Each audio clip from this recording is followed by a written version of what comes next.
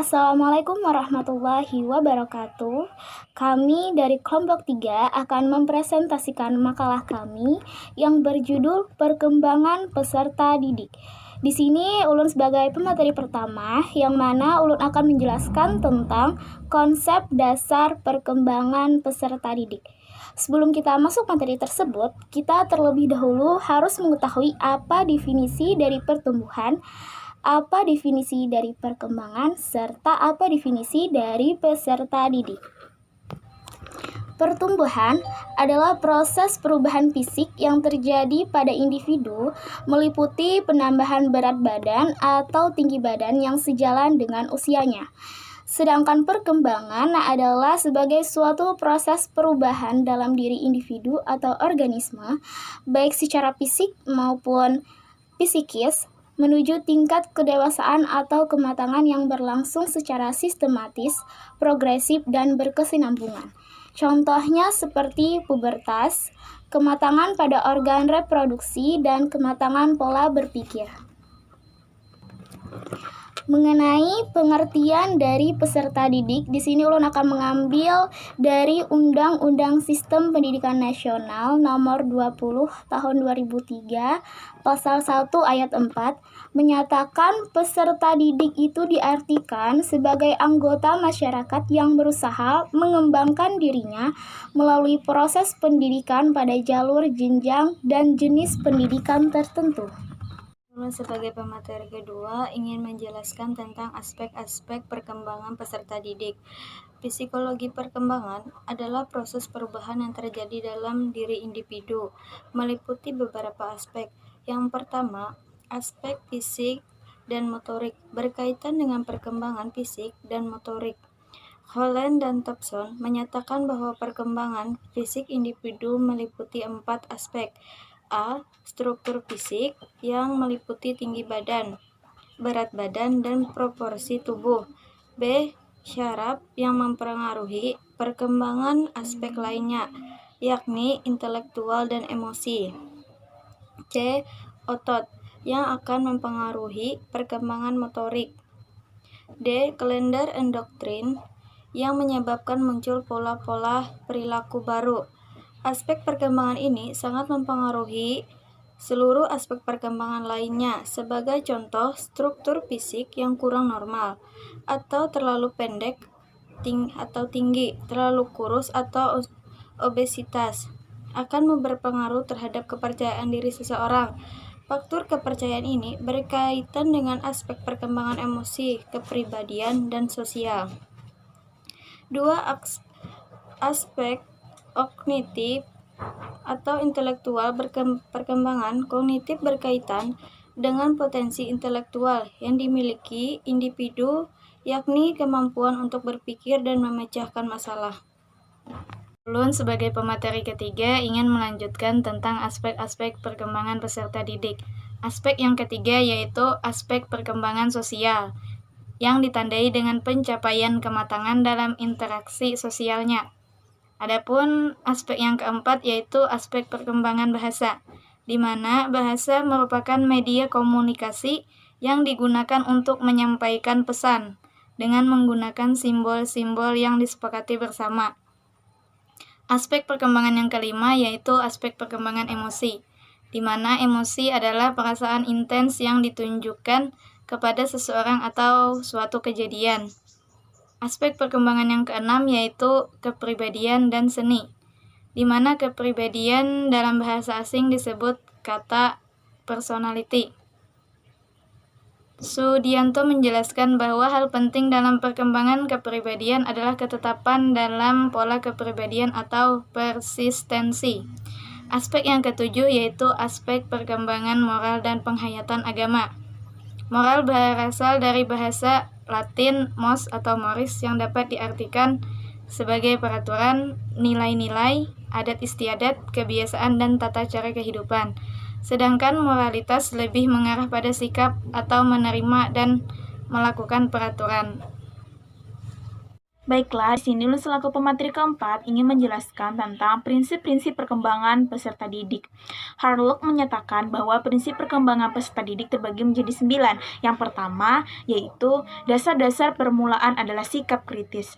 Ahli psikologi mengatakan bahwa tahun prasekolah merupakan tahap penting karena pada usia ini diletakkannya struktural perilaku yang berpengaruh bagi perkembangan sikap anak. Yang kedua, yaitu peran kematangan dalam belajar. Kematangan adalah terbentuknya karakteristik yang secara potensial sudah ada pada diri individu yang berasal dari warisan genetik individu. Yang ketiga, yaitu mengikuti pola tertentu yang dapat diamalkan. Yang keempat, semua individu berbeda. Tiap individu berbeda perkembangannya, meskipun pada anak kembar sekalipun. Yang kelima, yaitu setiap perkembangan mempunyai perilaku karakteristik. Pada anak yang pandai akan lebih cepat dalam perkembangannya dibandingkan dengan anak yang biasa saja. Dan anak yang bahkan untuk anak yang bodoh sekalipun perkembangannya akan lebih lambat lagi. Yang keenam, setiap tahap perkembangan mempunyai resiko. Yang ketujuh, perkembangan dibantu rangsangan yang berbentuk stimulus dari lingkungan sekitar. Yang kedelapan, perkembangan dipengaruhi perubahan budaya. Dan yang kesembilan, harapan sosial pada setiap tahapan perkembangan. Perkembangan peserta didik menurut Rousseau terbagi menjadi 4. Yang pertama, pada masa bayi, dari usia 0 sampai 2 tahun. Untuk perkembangan masa bayi, pada aspek motorik diamati dan terlihat dari reaksi-reaksi yang spontan yang terulang-ulang. Hal ini terlihat pada tingkah laku si anak dalam belajar, baik itu belajar merangkak, berjalan, dan memainkan benda-benda yang ada di sekitarnya. Yang kedua, yaitu masa awal anak-anak dari usia 2 sampai 12 tahun. Pada masa ini, anak mulai memasuki masyarakat luas, misalnya masuk ke taman kanak-kanak, bergaul dengan teman sebayanya, dan masuk sekolah dasar. Yang ketiga, yaitu masa kanak-kanak akhir dari usia 12 sampai usia 15 tahun. Masa ini disebut sebagai masa transisi atau masa peralihan dari masa anak-anak menuju masa remaja. Yang keempat, yaitu masa dewasa dari usia 15 sampai usia akhir hidup. Pada masa ini, anak mulai merasa malu berhadapan dengan lawan jenis karena kesadaran terhadap perasaan seksual dan mulai memahami serta mempelajari hal-hal baru dengan menganalisa pengalaman-pengalaman sebelumnya yang pernah dialami. Nama saya Epi, saya pemateri terakhir akan menjelaskan tentang faktor-faktor yang mempengaruhi perkembangan peserta didik. Faktor-faktor tersebut dapat dibedakan menjadi 3. Yang pertama, faktor yang berasal dari diri individu. Yang kedua, faktor yang berasal dari luar diri individu. Yang ketiga, faktor-faktor umum. Untuk lebih jelasnya, ketiga faktor tersebut antara lain: yang pertama, faktor-faktor yang berasal dari dalam diri individu. Di antara faktor-faktor di dalam diri yang sangat berpengaruh terhadap perkembangan individu adalah bakat atau pembawaan. Anak dilahirkan dengan membawa bakat-bakat tertentu. Setiap individu memiliki bermacam-macam bakat sebagai pembawanya, seperti bakat musik, seni, agama, akal yang tajam, dan sebagainya. Yang B, sifat-sifat keturunan. Sifat-sifat keturunan yang individu dipusakai dari orang tua atau nenek moyang yang dapat berupa fisik dan mental. Yang C, dorongan dan insting. Dorongan adalah kodrat hidup yang mendorong manusia melaksanakan sesuatu atau bertindak pada saatnya, sedangkan insting atau naluri adalah kesanggupan atau ilmu tersembunyi yang menyuruh atau membisikkan kepada manusia-manusia bagaimana cara melaksanakan dorongan batin. Yang kedua, faktor-faktor yang berasal dari luar diri individu. Sebagaimana telah dijelaskan bahwa perkembangan itu didorong dari dalam, dan dorongan itu melaju atau terhambat oleh faktor-faktor berada di luar dirinya. Di antara faktor-faktor luar yang mempengaruhi perkembangan individu adalah makan, iklim, kebudayaan, ekonomi, dan kedudukan anak dalam lingkungan keluarga. Yang ketiga, faktor-faktor umum. Faktor-faktor umum terdiri dari unsur-unsur yang dapat digolong ke dalam kedua penggolongan tersebut di atas, yaitu faktor dari luar dan dari dalam diri individu seperti inteligensi. Inteligensi merupakan adalah salah satu faktor umum yang berpengaruh di perkembangan anak. Tingkat inteligensi yang tinggi erat kaitannya dengan kecepatan perkembangan, sedangkan tingkat inteligensi yang rendah akan erat kaitannya dengan kelambanan perkembangan. Yang B, jenis kelamin. Jenis kelamin juga memegang peranan yang penting dalam perkembangan fisik dan mental seorang anak. Yang C, kelenjar gondok. Kelenjar gondok ini mempengaruhi proses perkembangan, baik pada waktu sebelum lahir maupun pada pertumbuhan dan perkembangan sesudahnya. Yang D, kesehatan. Kesehatan juga merupakan salah satu faktor umum yang mempengaruhi perkembangan individu. Mereka yang kesehatannya mental dan fisiknya baik dan sempurna akan mengalami perkembangan dan pertumbuhan yang memadai. Sebaliknya, mereka yang mengalami gangguan kesehatan, perkembangan dan pertumbuhannya juga akan mengalami hambatan. Yang E, ras. Ras juga erat dan turut mempengaruhi perkembangan seseorang. Misalnya, anak-anak dari ras Mediterranean sekitar laut tengah mengalami perkembangan fisik lebih cepat dibandingkan dengan anak dari bangsa-bangsa Eropa Utara. Sekian penjelasan dari saya. Di sini saya akan menjelaskan tentang pertumbuhan dan perkembangan. Yang pertama adalah pertumbuhan. Pertumbuhan adalah proses perubahan fisik yang terjadi pada individu meliputi penambahan berat badan ataupun tinggi badan yang sejalan dengan usianya. Artinya di sini pertumbuhan adalah perubahan fisik yang semua individu pasti mengalami yang namanya perubahan dari tinggi badannya segini menuju segini sampai begini, ataupun dari berat badannya yang sekitar 15 kilo, 20 kilo sampai seterusnya sesuai dengan usianya tadi. Nah, sedangkan perkembangan adalah sebagai suatu perubahan dalam diri individu ataupun organisme, baik fisik maupun psikis menuju ke tingkat kedewasaan ataupun tingkat kematangan yang berlangsung secara sistematis, progresif dan berkesinambungan. Artinya di sini perkembangan adalah suatu perubahan yang terbaik itu fisik ataupun psikis, yang dimana perubahannya secara sistematis ataupun berurutan dan progresif serta berkesinambungan. Nah, dari penjelasan yang saya sampaikan tadi, adakah dari kalian yang bisa menjelaskan secara singkat apa itu pertumbuhan dan perkembangan? Saya, Bu. Ya, silakan.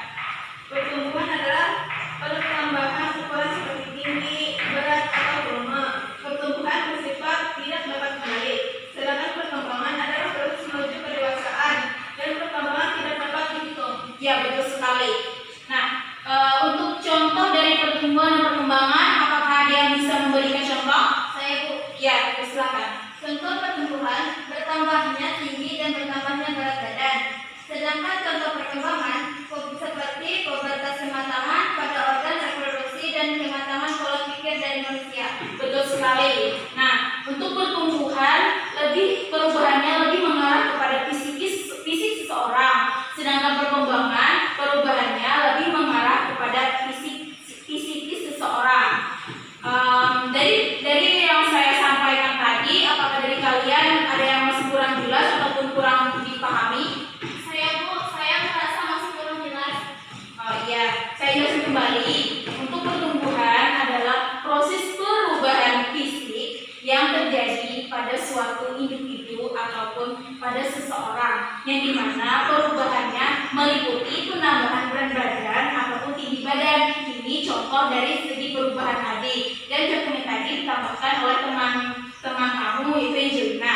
Nah, sedangkan perkembangan tadi adalah proses perubahan dalam diri individu ataupun organisme, baik fisikis maupun fisik seseorang yang menuju ke tingkat kedewasaan atau kematangan yang berlangsung secara sistematis, progresif dan berkesinambungan. Untuk perkembangan tadi, perubahannya lebih mengarah kepada fisikis seseorang karena untuk mencapai ke tingkat kedewasaan ataupun kematangan, yang dimana kematangan dan kedewasaan tadi berlangsung secara sistematis